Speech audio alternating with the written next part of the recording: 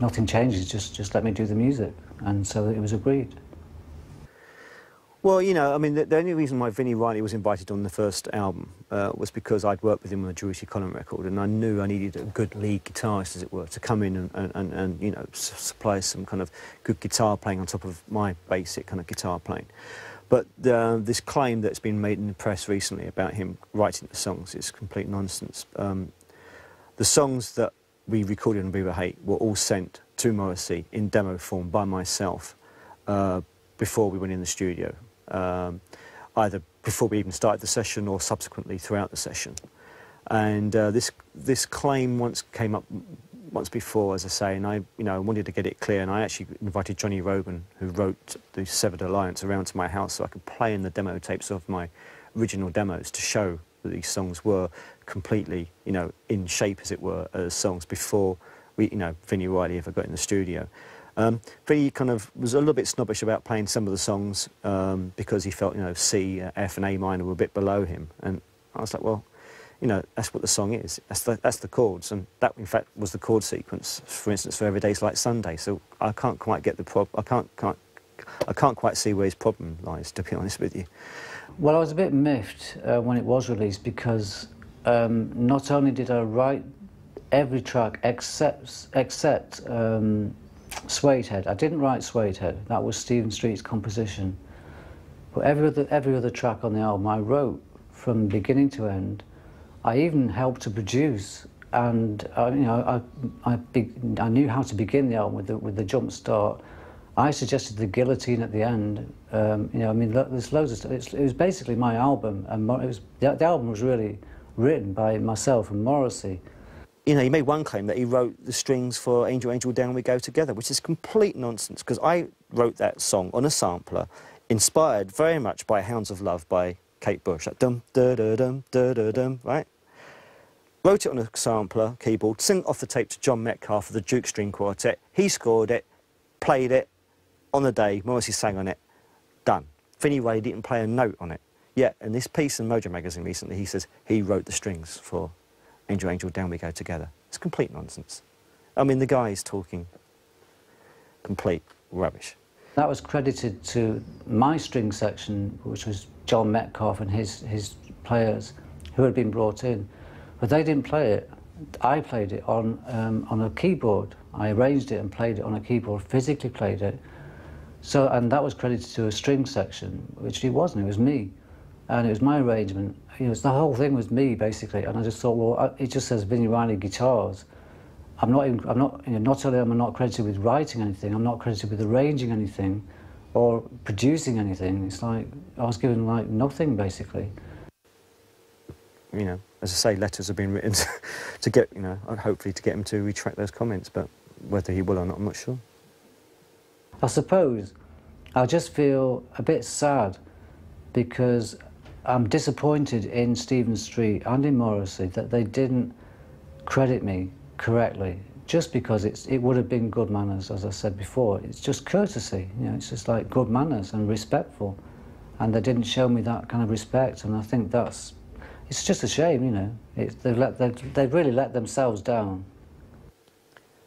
As I say, you know, I know that I wrote those songs, and I'm not going to stand for anyone claiming that they wrote them. You know, it's just nonsense. And if that was the case, why then did Morrissey continue working with me in '88, doing the subsequent songs that lost the famous International Playboys and all those other tracks that we recorded, and not Vini? You know, so you know, it's just I'm just surprised that you know he actually has the audacity to put it in print that he wrote those songs. I just find it absolutely ridiculous. With the rift over the songwriting credits as yet unsurfaced, at least in public, Morrissey, Street and Reilly returned to the studio for the last time in 1988. When I finished Viva Hate in Christmas '87, basically went through a period of nearly 2 months of not being in contact with Morrissey at all. And I was getting a bit upset. You know, I felt I'd literally worked myself to the bone to get that album done. I mean, we started it in October. It was finished and mixed by Christmas of the same year, considering it was, you know, we didn't start on the idea of writing together until September, so August, September of '87. I felt, you know, we'd worked pretty damn well. And yet, for 2 months, I was completely out of contact with him. He wouldn't make contact, he wouldn't, answer phone calls or anything. So I was getting a bit upset. As it happened, Suedehead came out in February of that year.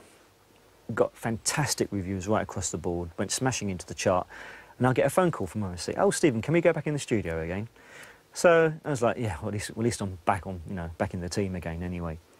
So we go into the studio in spring of that year, and I had a really good session actually. We recorded some new B-sides to go on the B-side of Every Day's Like Sunday. There's a track called We'll Never Marry, which I'm particularly proud of. I thought it was a very good session. And we did that session with Vini Reilly and Andrew Morrissey. Now, on that session, Vini Reilly was proving to be a little bit difficult.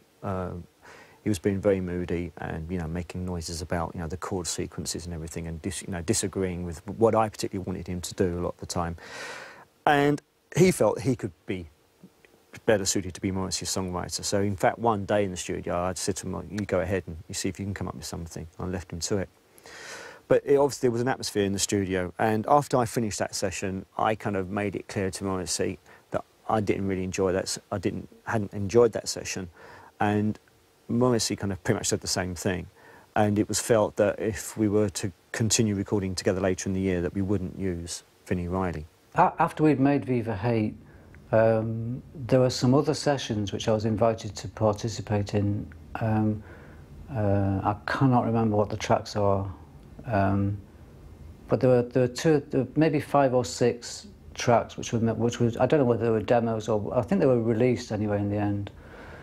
And I think there were singles, and I worked on those singles. But those recordings were very unpleasant because by that time Stephen Street and Morrissey were at war with each other, and it was very clear.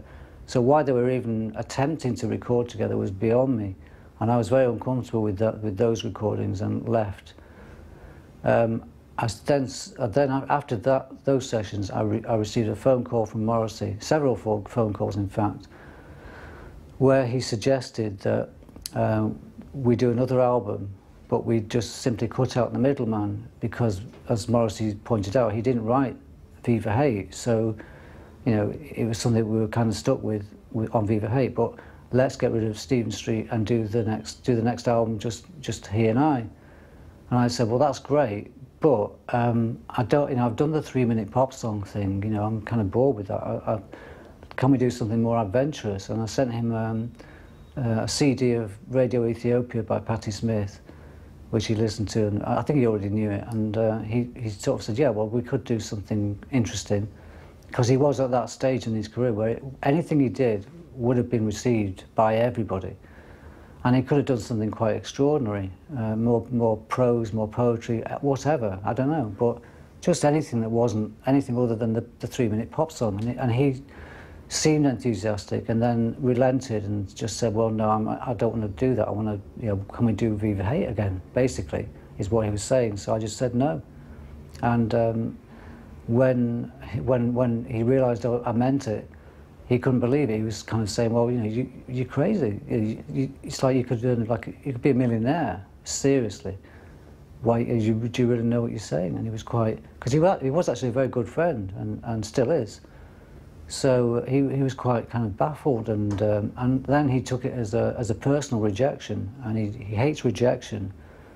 And I tried to explain it wasn't a personal rejection of him as a person, it was just, the form.